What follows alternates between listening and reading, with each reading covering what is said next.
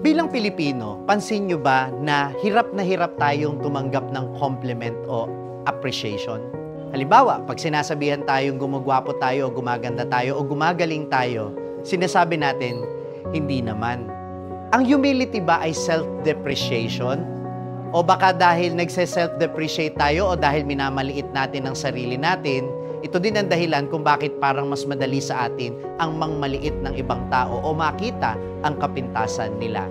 Ang sabi ng Panginoon sa Ebanghelyo, ang nagpapakababa ay itataas at ang nagpapakataas ay ibababa. At ano ang kababaang loob?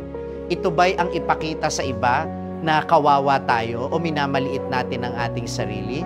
O ang kababaang loob ay kilalanin natin na sa kabila ng kahinaan natin, may mga magagandang bagay na ibinigay ang Diyos sa atin at may magandang katangian tayo na hindi rin galing sa ating sarili, kundi pagpapala ng Diyos sa atin.